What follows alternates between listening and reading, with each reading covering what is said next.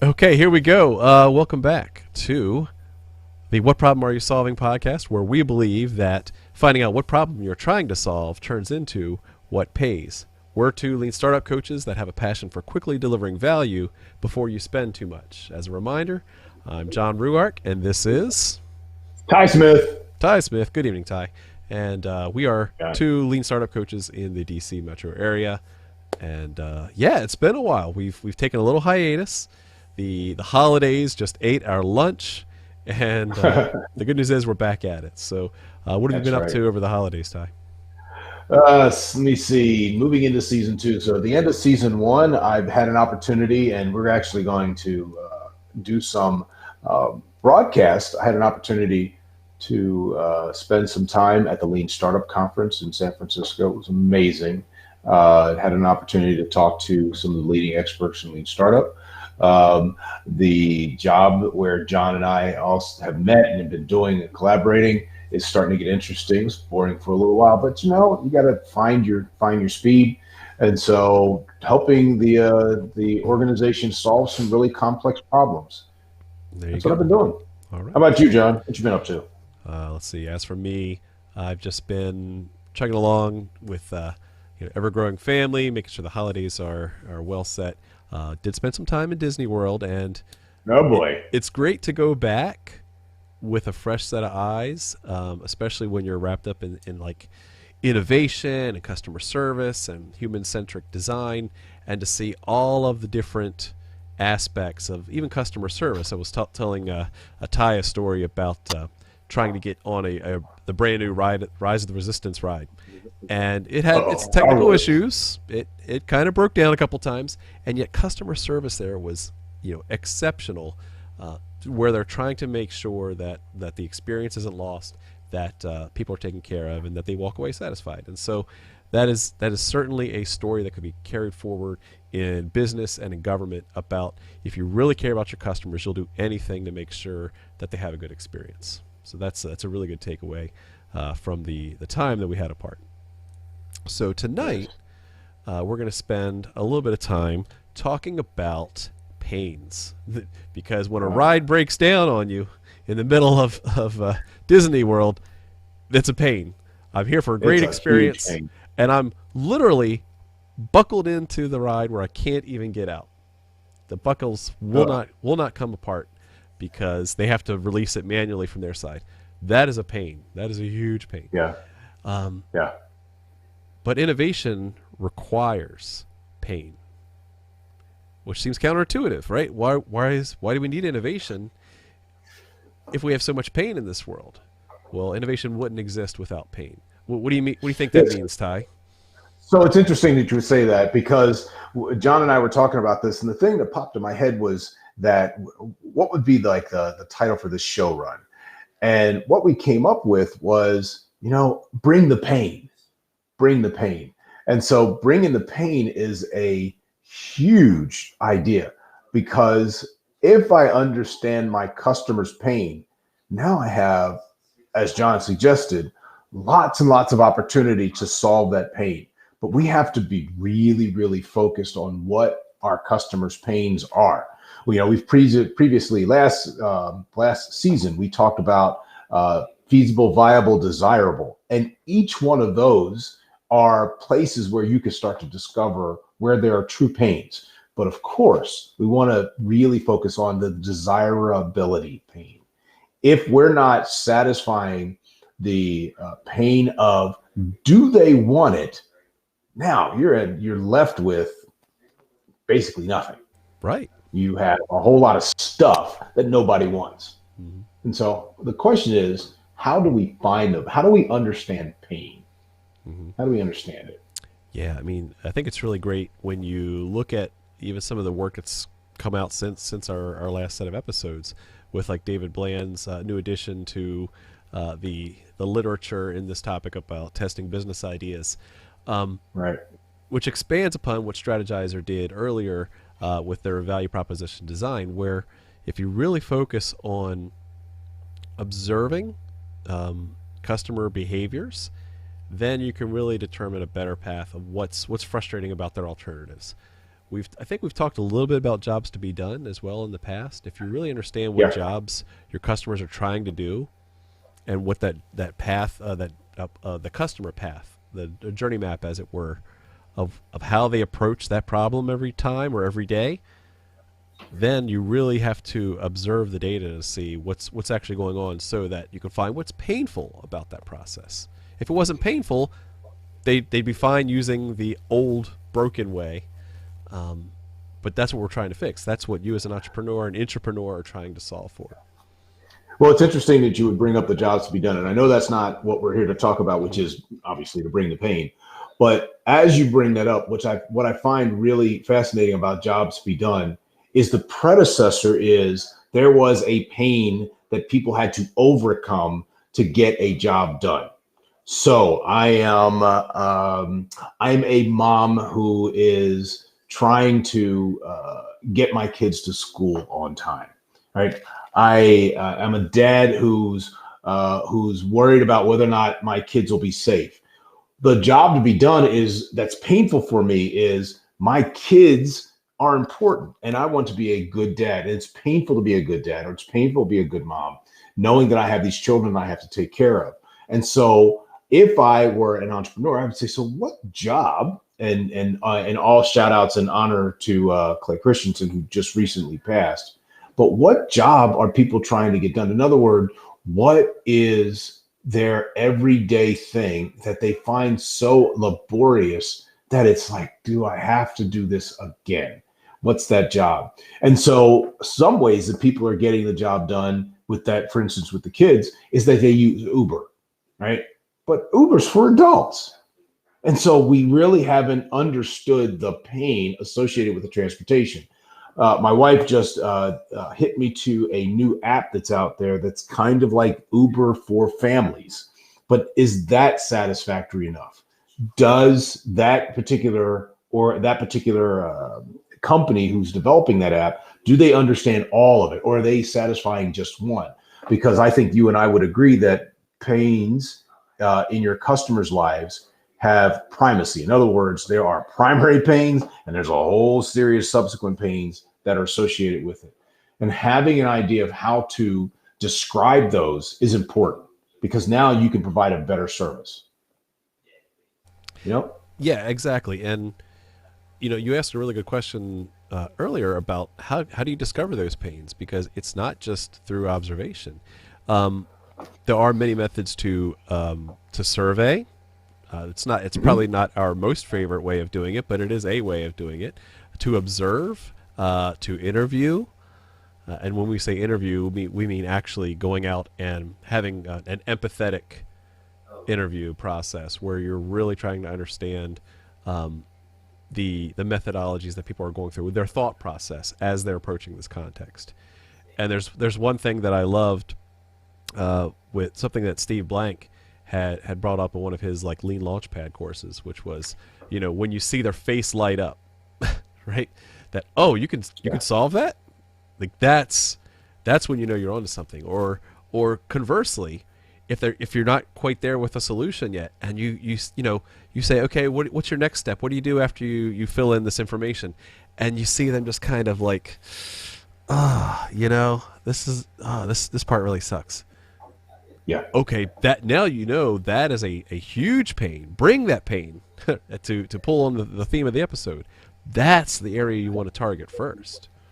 That if you can relieve that pain, not make it easier to enter the stuff in the form, but to make this long wait or this complicated process and take that pain away from them.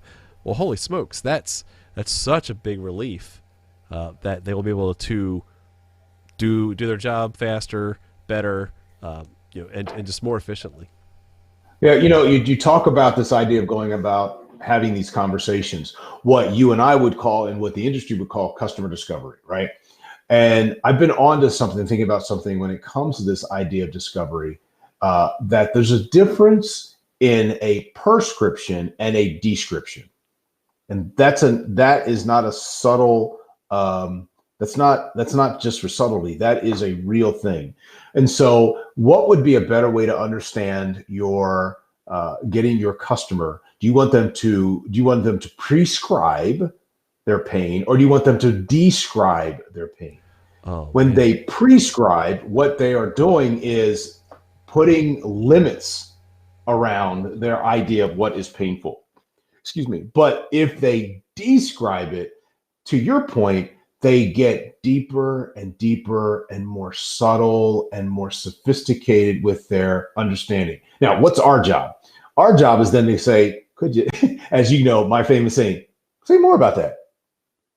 Say more. What do you mean? I'm curious about what you are trying to intend as you say that statement. Because while, if anybody's ever gone through therapy, that's what a therapist does. Your therapist is trying to get you to unpack that Yes. idea. Yeah, I mean, I love that because really we call it unpacking, when you use like a lot of Socratic methods, you can really go beyond the exterior context of, well, I drove to work today. Well, you have to ask those harder questions. What was great about the drive? What was frustrating about the drive? Oh man, I always get stuck in this one intersection. There's always a lot of traffic there. Okay, okay. What are you doing when this happens? What time is it when this happens? Have you thought about leaving earlier? Well, I tried leaving earlier once, and it seemed to work out pretty well. Okay, why didn't you come back and leave earlier? Well, Right. it's harder to get up earlier in the morning. Okay, okay. Did you go to bed earlier? Well, no, I didn't, but I tried to get up earlier, so I got less sleep. Oh. So do you think if you actually went to bed earlier, you could get up earlier, and then therefore you'd have less traffic? I don't know. Yes. Great. Experiment number 1. That's a great thing to try tomorrow. Go to bed early tonight, wake up early, and see if you have a better experience in your commute to work. So it's interesting you would say that because the thing that comes to mind is that in a described customer discovery experience, they would say, I need a. I need a Right? better way to They go would, to work. exactly. I need a better way to go to work. I'm sorry, with a prescription. Prescribed. I need a Yes, a better way to go to prescribed work. way. You're right. Right. I am going about saying that this is exactly what I need.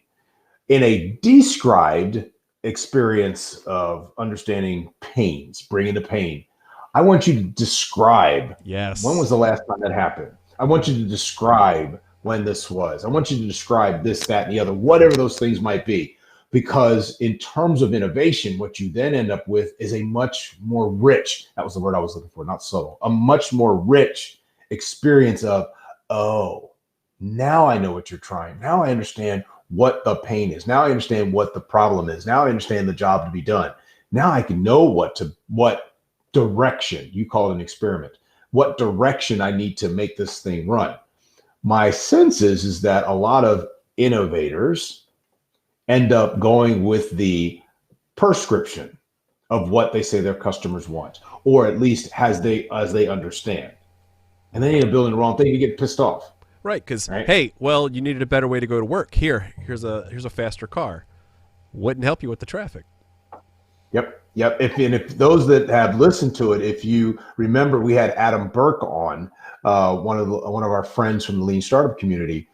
He said that he spent 5 years building an app for I don't know, putting together furniture or something like that. It was something to do with apartments because he had a prescription for a stated pain, but he didn't have a description of the problem of the customer.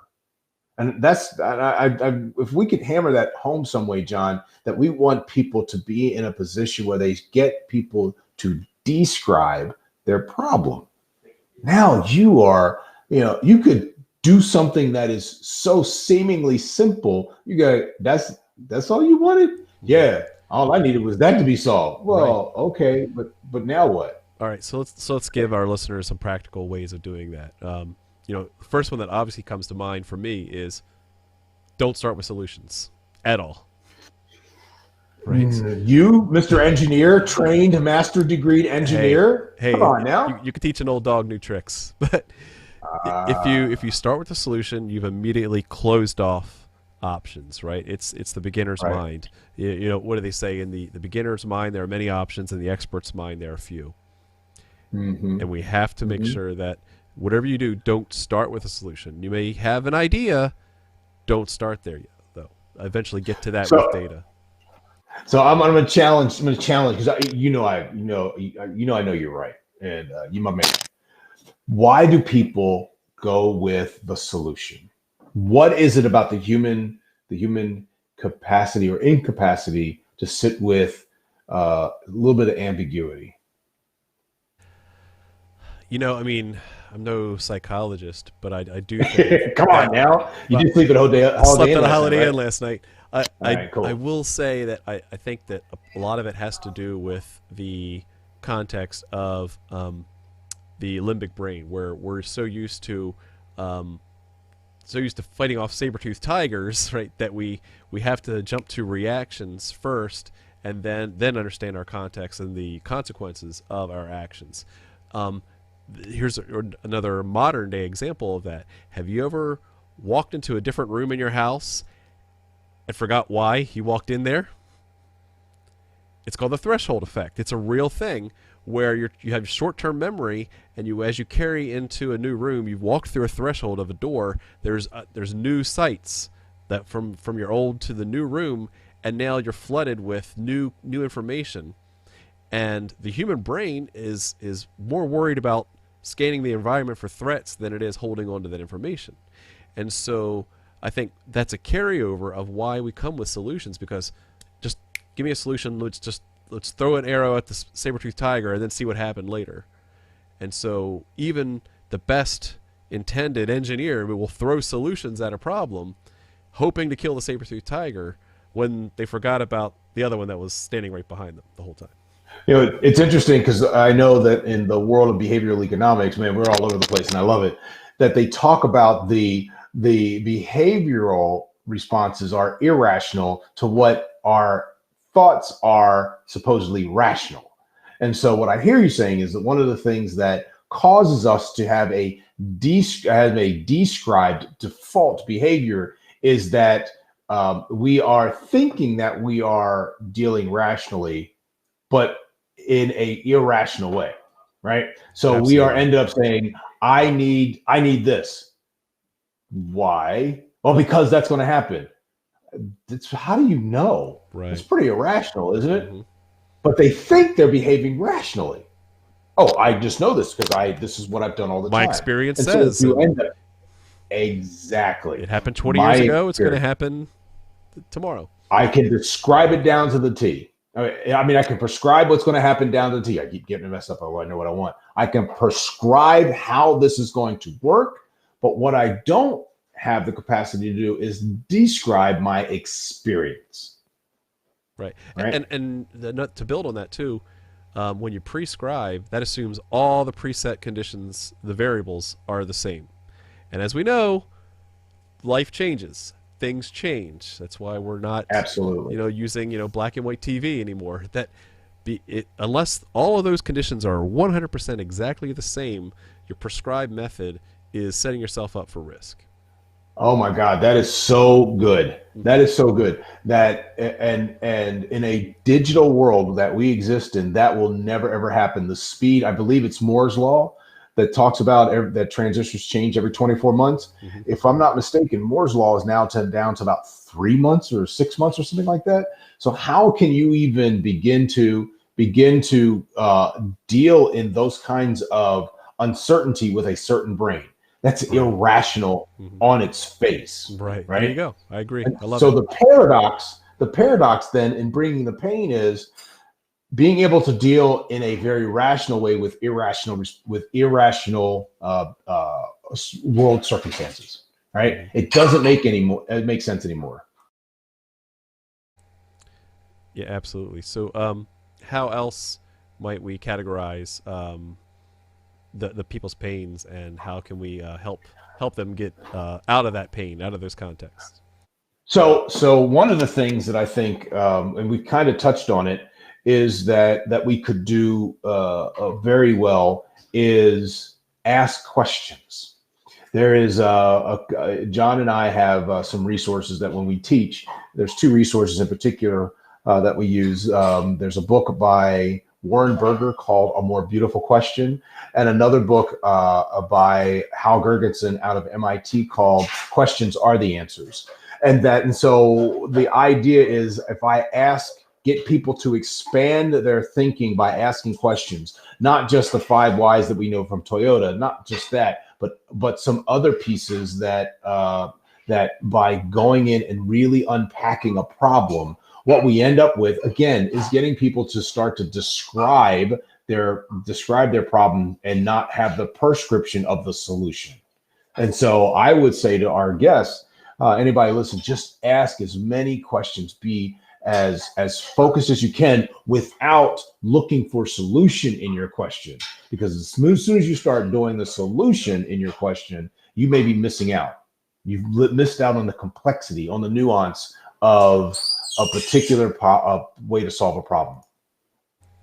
Yeah, and in an empathetic manner as well, because you're asking questions to get to the root of someone's pain. You want them to bring the pain. And the more questions that you get, and we have joke, and as we're doing instruction sometimes, that you want to ask enough questions where you're actually getting people to like question their existence sometimes, like, why did he even come to work today? And it's not to be malicious, it's just the opposite. It's to really truly understand the context and the frustrations and the all the things that they're holding but they can't express. That way we can finally get to the root cause of what's going on when they're trying to accomplish this job, so that a better solution can emerge. So I think that you've hit on something that we didn't quite talk about, that when we talk about bring the pain, pain has many different layers, right? Pain has a physical. There's something physical. Yeah, I can stub my toe in the middle of the night and start cussing because I broke my pinky toe. I've done it twice. Broke my pinky toe because I stubbed that joker, right? There is kind of financial pain. Man, that thing was expensive. My God, it didn't stay out of my pocket. But the pains that we're talking about, even in workspace, are literally painful. They are emotionally hard to deal with because they make you feel incompetent. They make you feel unworthy, uncertain. In the Italian Job, they make you feel fine, effed up, insecure, neurotic, and emotional. Those are the kind of pains that we want to help people unpack. I think that that entrepreneurs have a tendency to overlook those kinds of pains, right? I want to keep my family safe. Yeah. But why do you want to keep your family safe? Because if I want to keep my family safe when I use some kind of, when I'm going using Waze, because I want to make sure, I want to be a good dad, right? We talk about social, functional, and emotional things that we have to deal with, right? So let me ask you this then, Ty. Let's just say you're getting to the core of the issue. You're unpacking all these layers, and you actually get down to the root issue that, let's just say, people are trying to, go to the Super Bowl. They want to watch the Super Bowl, but the real reason is they're trying to be a good dad. What if the solution that you have the background in to build, right? Let's just say you're an entrepreneur and you have an idea of a solution, and you find out that your target customer, the real pain has nothing to do with your solution. Then what do you do? In the lean startup parlance, you PPK, pivot, persevere, kill. You pivot to a new customer. Mm-hmm. You may not be prepared. You may not be the one that can do it. I was listening to Guy Raz, How I Built This, and they were talking about how they built a yoga app. And this guy just wanted to be a good yogi, right? He was the yogi master, some guy out of the UK. And what he was really helping people, he wasn't a technologist. And he's like, I just want to help people feel good. But he partnered with somebody who understood the power of being able to do these small ideas, these small things. And so I could continue, pivot, persevere, kill. Right. I could kill it. Oh, I'm not prepared to do it. I could persevere and partner, or I could pivot and pursue. Well, I just made that up, man. Did you hear that? I like it. Yeah. Good thing we're recording this. Yeah. Exactly. Somewhere in there's some magic, right? Yeah. But really, if I discover that I am onto something with a customer set that I had not anticipated, maybe I need to figure out how to add to the skill set, Right. the toolkit in terms of people, in terms of technology. Mhm. You have to, as the entrepreneur, ladies and gentlemen, you have to be willing to give up some of what Right. you think is the perfect thing. Absolutely. You may have been onto something, but you have zero backing for this to happen. Mhm. And you could waste a crap load of money. Don't do it. Exactly. Right, because Right. you have, it does take some intellectual humility to realize you could be wrong, or that even if it's it could be the right solution for the wrong person, or the wrong solution for the right person, and so you really have to be very tuned into what your vision of your company, your tech, and your purpose for your organization, as to why you're trying to target these customers or not. And so, we talked about pivot on the customer, or you could pivot on the tech. But if it's outside of the realm, you may just have to cut your losses. It's better to cut your losses early and find out that, what, this tech is not going to solve anybody's problem, so I better not build it, than trying to push forward and find the perfect customer, which may not exist. And by focusing on the pain, this is the nature of this particular segment, is bring the pain. Bring the pain by bringing the pain to the forefront, by bringing it out of the shadows. You can do magic, but you got to understand that first. Man, that's a great way to wrap up the show. I want to thank you, Ty, for joining me again. Thank you for hanging with us over the winter break. But we're back for season 2. We'll have a whole slew of episodes lined up coming up next. And next week we are going to talk about gains. So we're going to get away from the pain and bring the gains. What do they say? Well, I know no gain. That's right. Hey, and I do want to give a little bit of a preview. Again, we went out to the Lean Startup, and we interviewed some people, so we can drop some of those. We can bring some additional guests, and we have some couple of things up our sleeve. So make sure you stay tuned and listen to What Pays. That's right. Remember, life's too short to waste time, effort, and money figuring out what to build next. Figure out what pays. All right. Have a good night.